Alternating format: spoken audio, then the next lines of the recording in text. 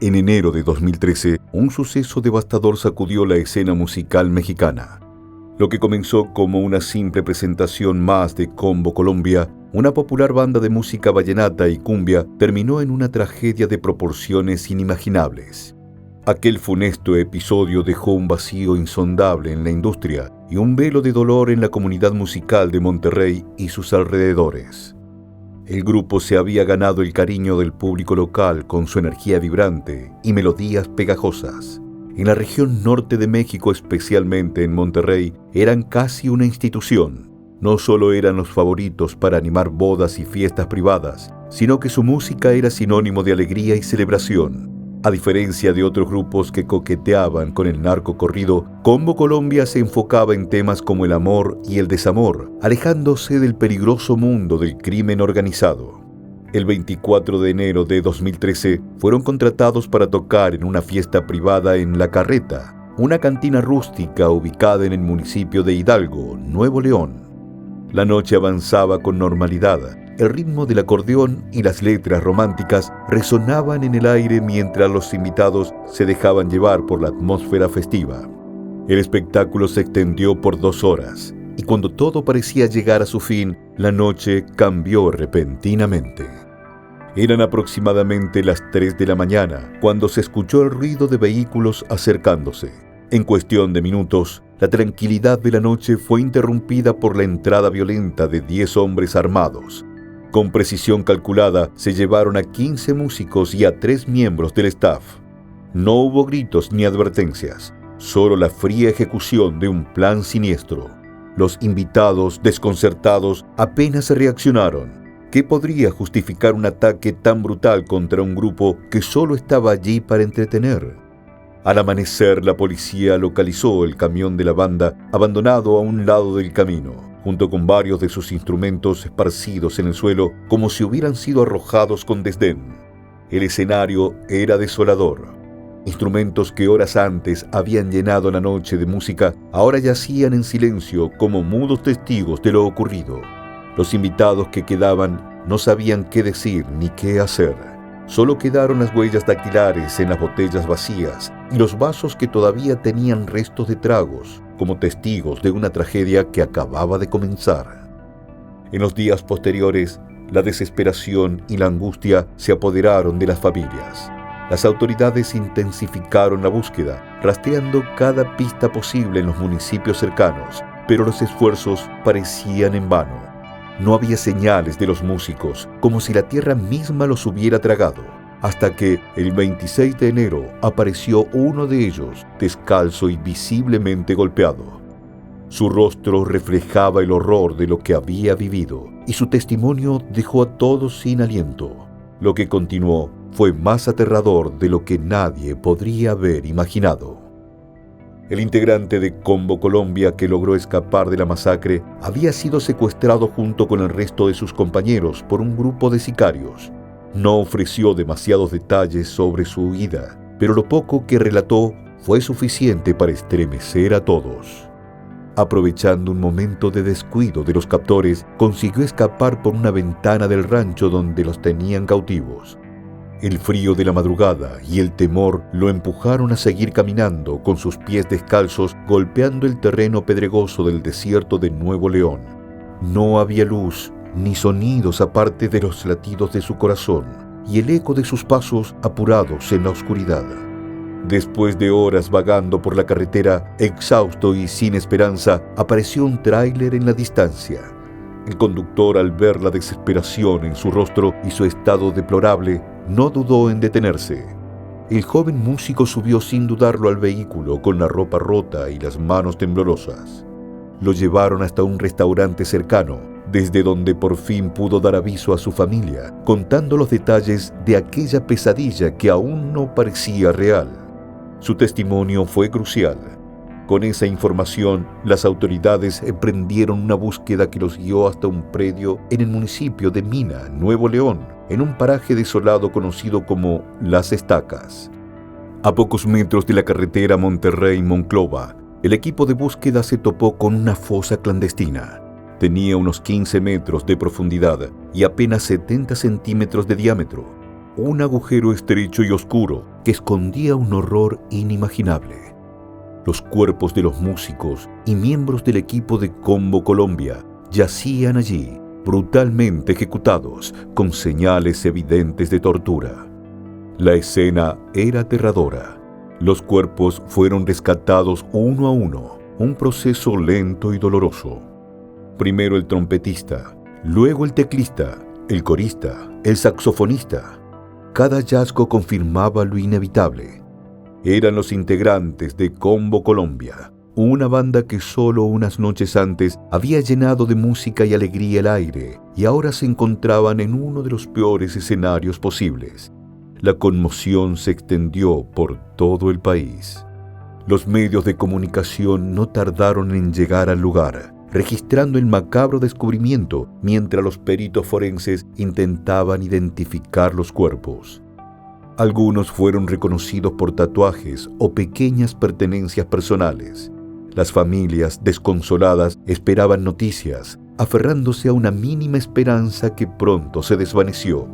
Las teorías empezaron a circular con rapidez. Las autoridades, encabezadas por Jorge Dómene, portavoz de seguridad de Nuevo León, confirmaron que se trató de un ataque premeditado, dirigido exclusivamente contra los músicos. Uno de los integrantes logró escapar y una persona de un rancho cercano lo ayuda porque lo vio descalzo y golpeado, llevándolo hasta un restaurante cercano a esta localidad. En este rancho empezaron a trabajar los peritos el día sábado y localizaron una noria cuya entrada se encuentra al ras de piso, con unos 70 centímetros de diámetro y alrededor de 15 metros de profundidad, donde se han encontrado hasta el momento 12 cuerpos sin vida. De las más de 50 personas que asistieron al evento aquella noche, nadie más había sido lastimado. ¿Por qué ellos? ¿Qué habían hecho para merecer tal destino? Se habló de venganza, de un posible mensaje de algún cártel, y los rumores no tardaron en surgir, sugiriendo que algo debía haber detrás de su trágico final. Incluso a pesar de que el único sobreviviente aseguraba haber escapado por su cuenta, la mayoría cree que fue liberado intencionalmente para poder llevar el mensaje de lo que podría pasarle a todo aquel que intentara desafiar el poder de los cárteles. Sin embargo, aquellos que conocieron de cerca a los músicos contaban una historia distinta. A pesar de las diferencias de edad que iban desde los 27 hasta los 43 años y de sus procedencias, todos compartían un amor profundo por la música. Un camino que habían empezado con sueños y esperanzas y había sido truncado en el desierto paraje, un lugar que para siempre estaría marcado por la tragedia. La agrupación mexicana de música vallenata y cumbia, Combo Colombia, logró llenar de diversión a sus fans durante sus 3 años de carrera. Fundada en 2010 por Carlos Sánchez, un músico originario de Monterrey, Nuevo León, el grupo se destacó por su capacidad para conectar con el público. Con una formación robusta de al menos 15 miembros, la banda ofrecía una mezcla de sonidos única que incluía trompetas, teclados, acordeón, guitarras, trombones y guacharacas. Esto les permitió diferenciarse y ofrecer espectáculos musicales variados, llenos de energía. Aunque el vallenato es un género musical originario de Colombia, logró captar la atención del público mexicano, especialmente en Monterrey, una ciudad marcada por la diversidad musical y la violencia asociada al narcotráfico.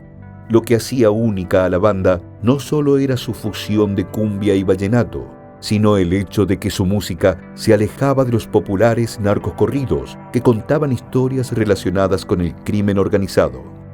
Además, durante su breve pero impactante carrera, la banda no contó con el respaldo de grandes disqueras, lo que hacía aún más notable su éxito en la escena musical de toda la región.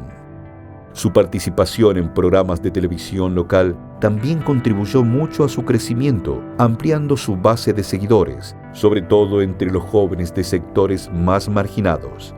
En Monterrey, donde la cumbia y el vallenato no eran géneros predominantes, la agrupación se posicionó como una alternativa fresca, diferente, y las clases populares construyeron toda una identidad alrededor de la música colombiana.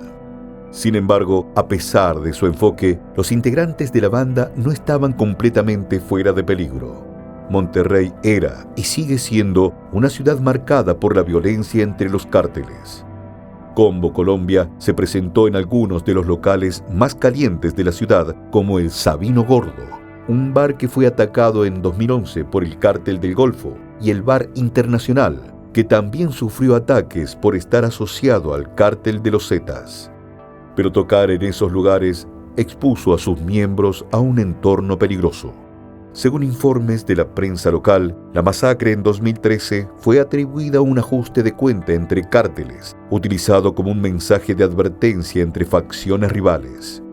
El hecho de que tocaran en estos bares frecuentados por narcos podría haberlos colocado en el centro de la guerra territorial que asolaba la región, y no estaban demasiado lejos de la verdad.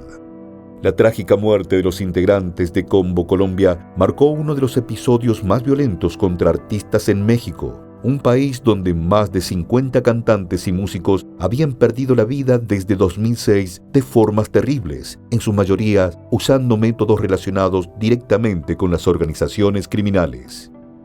En febrero de 2013, la Policía Estatal de Caminos detuvo casi por casualidad a un hombre conocido como el Erus, quien fue capturado tras participar en el robo de una camioneta que terminó estrellándose. La detención se llevó a cabo cerca del lugar donde se habían encontrado los cuerpos de los integrantes de Combo Colombia, a unos 100 kilómetros de Monterrey. Pero lo impactante surgió cuando durante el interrogatorio el Erus confesó haber participado en el secuestro de los músicos, aunque afirmó no haber tomado parte en sus ejecuciones. Según su relato, trabajaba para el Cártel de los Zetas, y la noche del crimen le ordenaron vigilar la carretera que conduce al municipio de Hidalgo, lo que se conoce como Halconeo. Más tarde, los involucrados regresaron para informarle que el trabajo ya estaba hecho, insinuando que la masacre se había completado. Este testimonio proporcionó a las autoridades las primeras pistas sólidas sobre la participación de los Zetas en el crimen. Pero la investigación no avanzó significativamente hasta marzo, cuando se arrestó a José Isidro Cruz Villarreal, alias El Pichilo, uno de los jefes del cártel. Con solo 22 años, ya había escapado del penal de Apodaca en febrero de 2012, en medio de una revuelta en la cual 44 personas perdieron la vida. Este joven, recapturado junto a 2 de sus cómplices durante un enfrentamiento armado en Monterrey, creen que estuvo involucrado en al menos 21 crímenes. Y no solo eso. Según su confesión, el Pichilo fue el cerebro detrás del multihomicidio.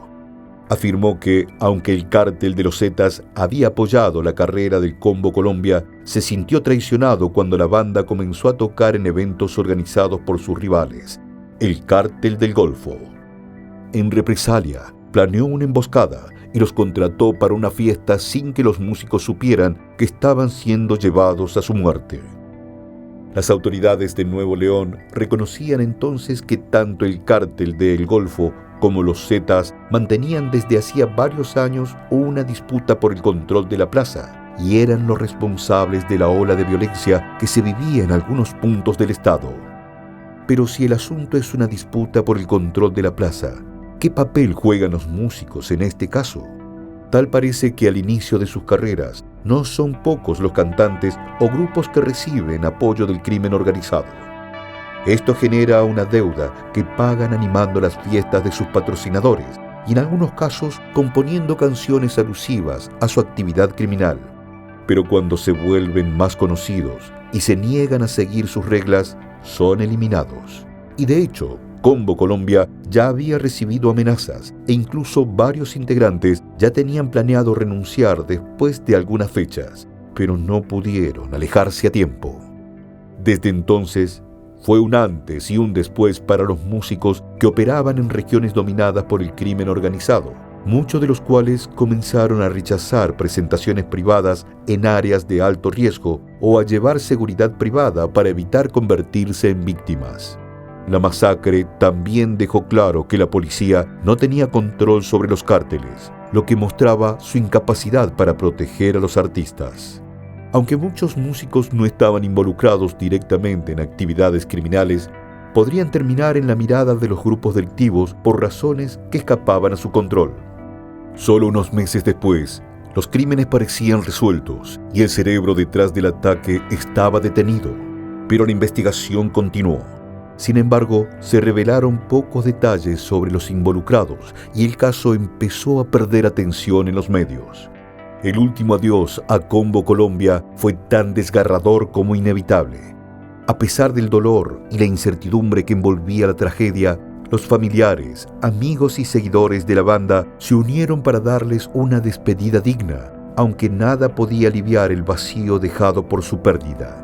Las imágenes de las familias y fanáticos caminando juntos, cargadas de flores y recuerdos, se quedaron grabadas en la memoria colectiva.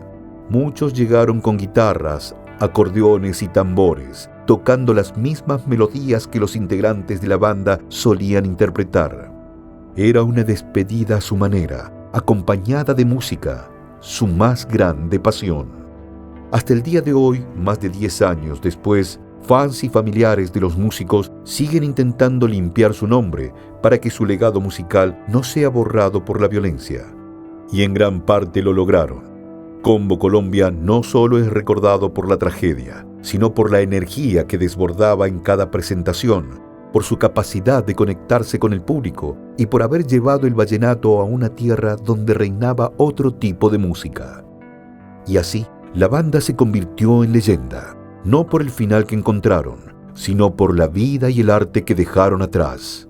Un final trágico, sí, pero también un recordatorio imborrable de que la música, aun en medio del horror, tiene el poder de trascender para siempre.